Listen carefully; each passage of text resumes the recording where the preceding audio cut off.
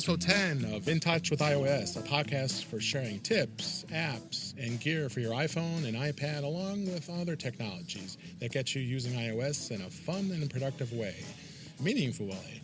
I am your host, David Ginsberg, and I am here live at Macstock 2017 with Melissa Davis. Hello, Melissa. Fancy meeting you here. Yes, it is fancy meeting you here, and we thought we would do a podcast live here and tell everybody about what we experienced, and we have had a lot of fun so far. Yeah. We are recording this on day 2 of Macstock 2017, and got a lot of good experiences, and I was going to just kind of talk about some of the sessions that we saw today. I know, unfortunately, you didn't get a chance to see a lot of them because of some technical difficulties we were having here during your presentation, but we got through it. I'm much more relaxed today because now we both are. We both are. We're both much more Exactly. relaxed. We can tell by looking at each other. We're sitting right next to each other in meet space for once and twice. Rare time now we get to actually look each other and actually record our show here. So. And we've got all of our gear, and we've both got brand new laptops. Yes, we do. Yours is even newer than mine. Got to see my just shiny when I thought I had the 2017. latest, shiniest thing.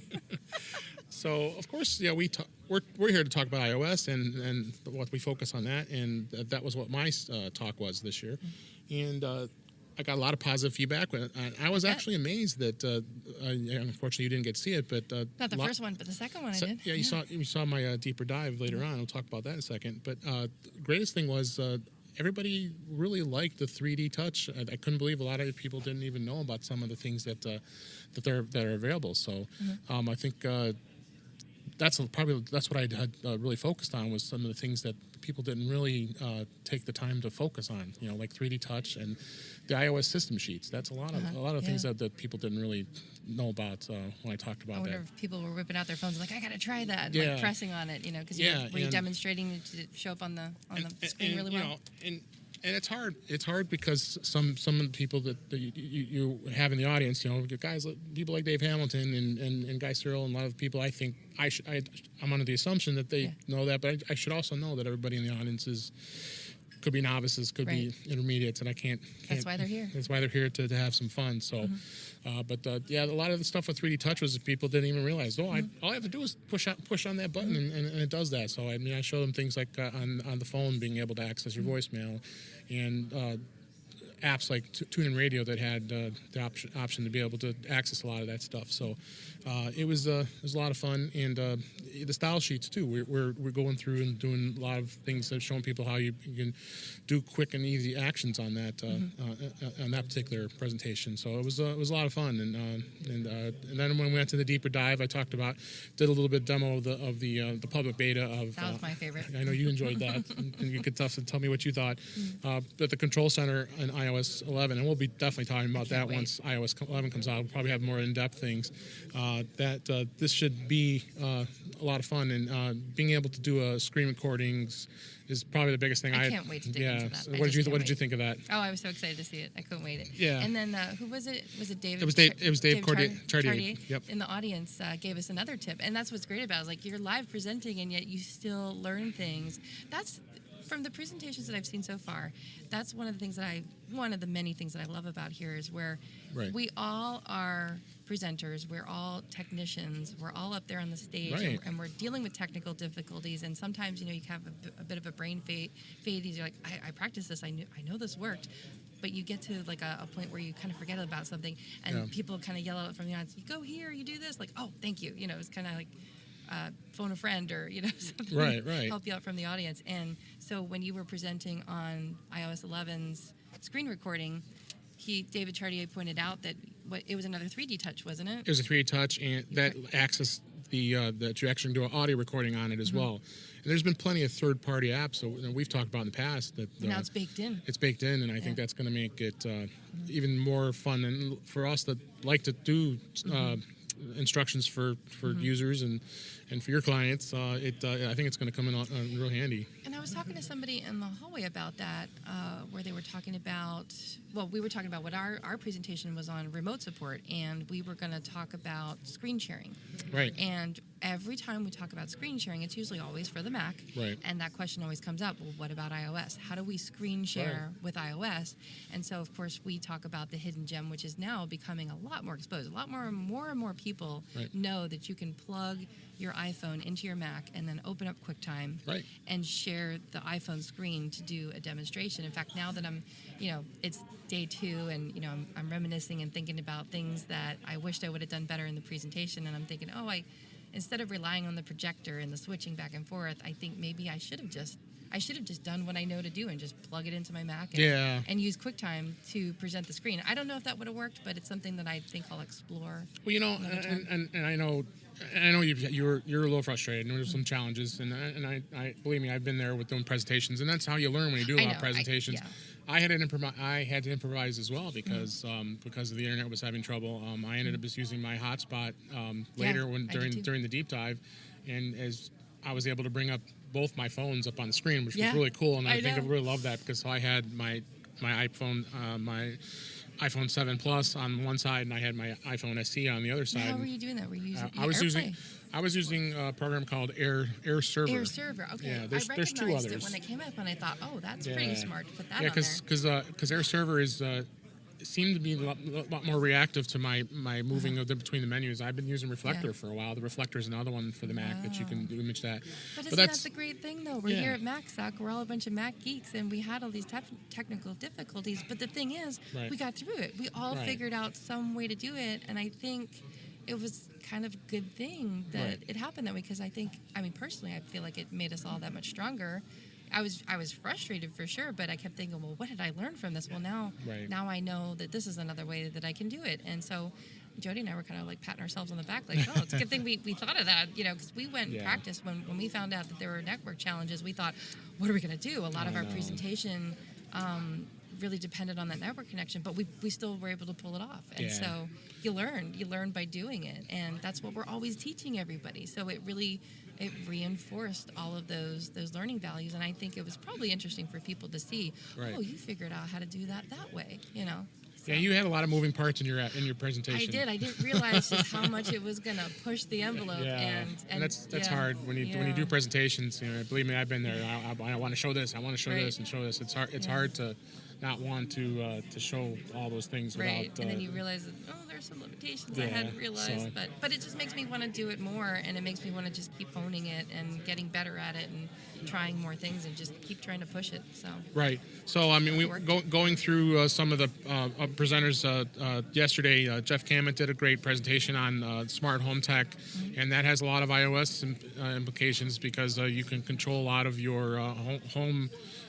Your air conditioning and your thermostat and all that. I'm definitely intrigued and wanted to look into that. So I learned a little bit. I know, unfortunately, you didn't get to see that, but my house is so tiny. I just don't remember a lot of home automation. I'm super happy that I can control my Apple TV from my Apple Watch. Yeah, exactly.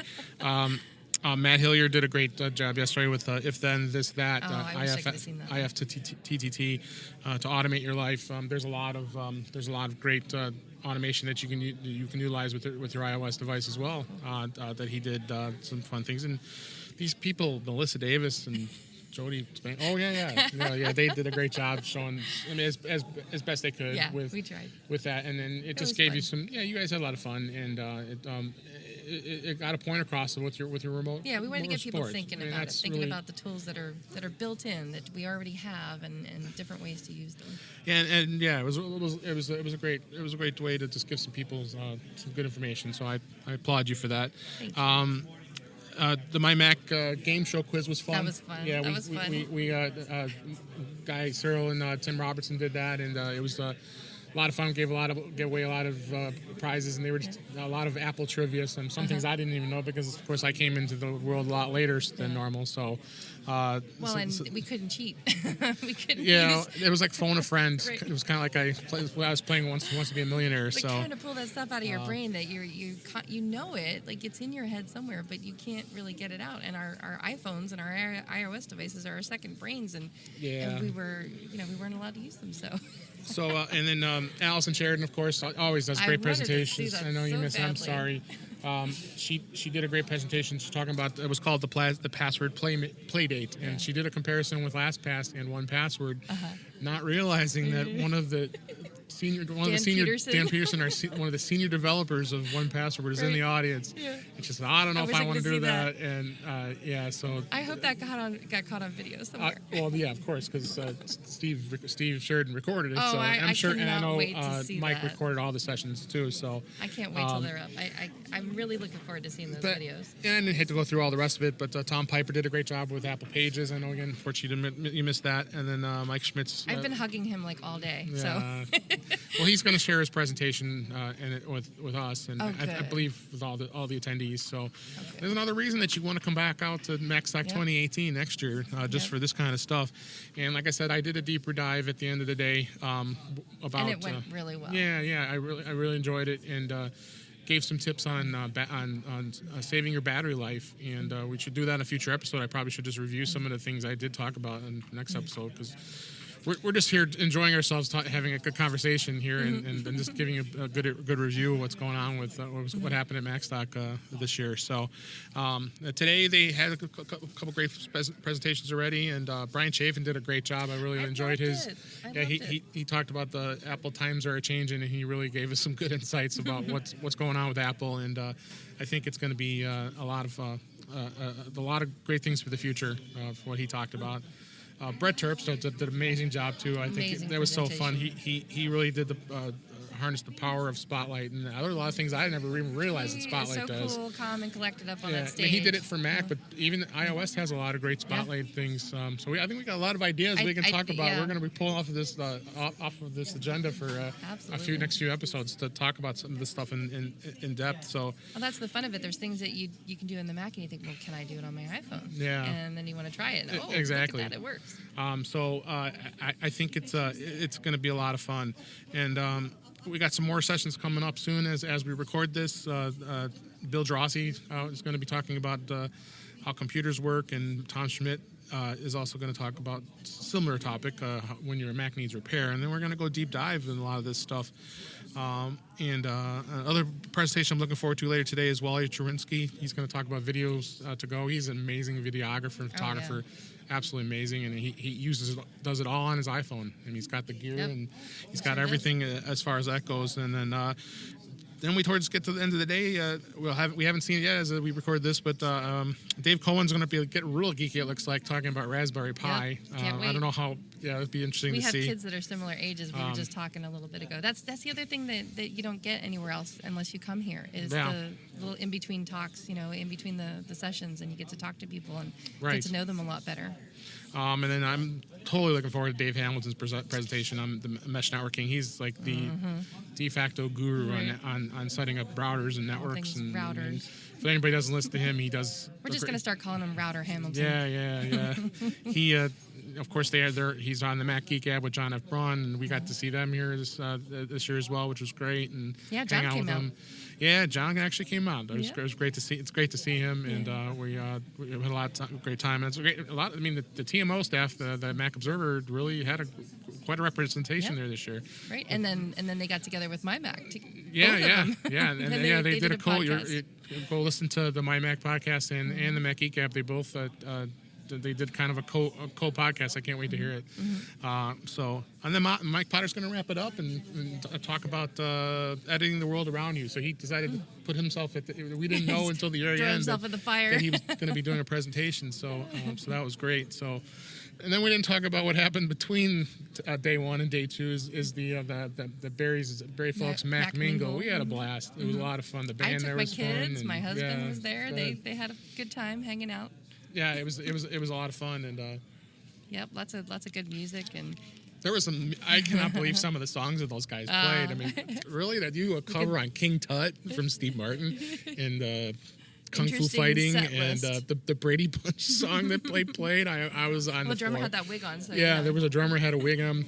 Go on Twitter. We posted some pictures of the of the band. So, but it was a lot of fun, and there was hors d'oeuvres there, so we had some food, light dinner and light drink, and then just got the network. And this was open to everybody that was that attended the conference, and we had a lot. We met a lot of new good friends. And I did. There were people that either I saw last year and didn't get to talk to, and I got to talk to this year, and new people, and that's one of my favorite parts, actually. Yeah. So, in fact, while we were standing out there, I've been talking to Dave Chartier from Finer Things in Tech for a while, and then I got to meet Dan Peterson, who's the lead designer of 1Password, who was in the audience, and I'm talking to these guys, and so you'll see on pictures, I'm wearing this necklace that Jody Spangler had gotten me. It's a little power button. It glows in the dark later.